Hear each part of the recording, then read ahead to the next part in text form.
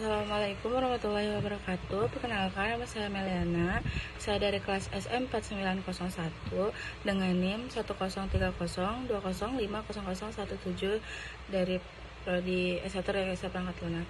Di sini saya akan menjelaskan pentingnya akhlak, adab, etika, dan karakter dalam kehidupan.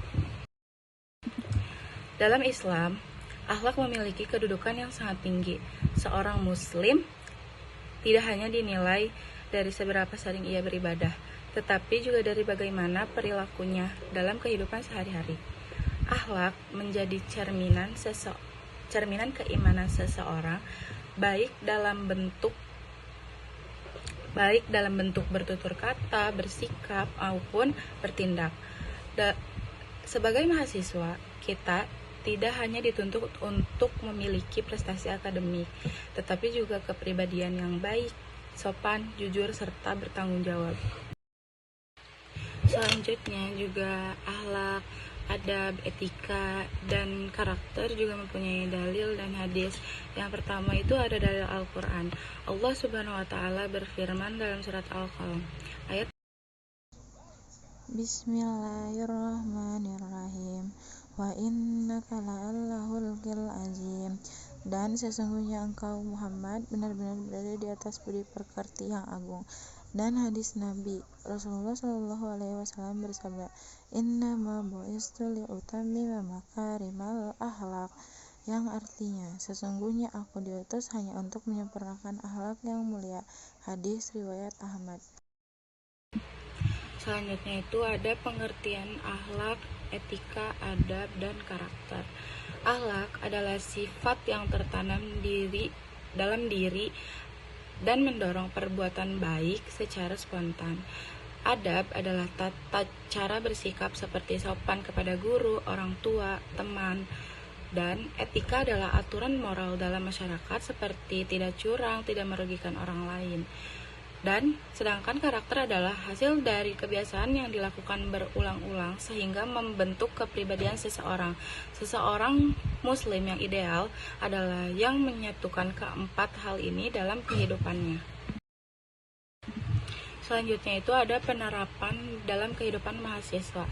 Dalam lingkungan kampus, akhlak bisa diterapkan dengan cara jujur saat ujian, tidak mencontek, disiplin datang tepat waktu, menjaga kebersihan kampus, berbicara sopan kepada dosen maupun teman, serta menepati janji dalam organisasi.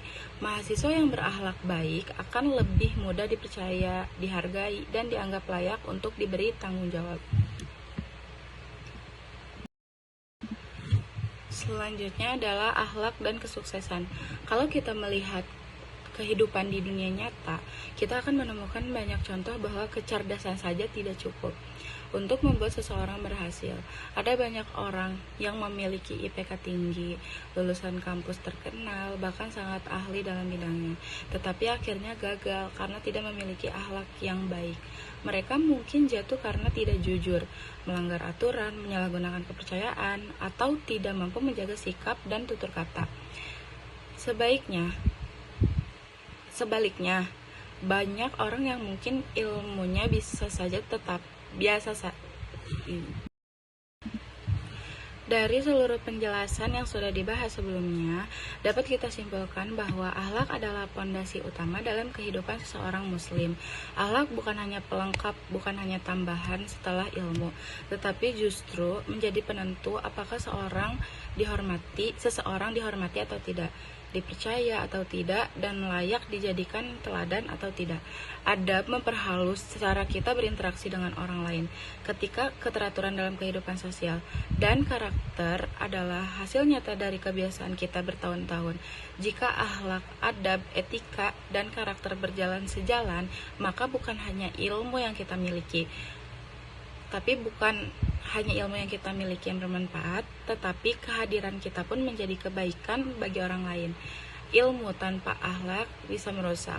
Akhlak tanpa ilmu menjadi terbatasnya manfaatnya.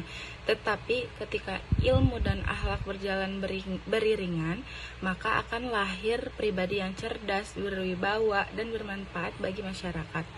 Itulah tujuan Islam, bukan hanya mencetak manusia yang pintar, tetapi membentuk manusia yang berilmu, beriman, dan berakhlak mulia. Dan disitulah letak kesuksesan sejati baik di dunia maupun di akhirat. Sekian penjelasan etika, adab, karakter dari saya. Terima kasih. Assalamualaikum warahmatullahi wabarakatuh.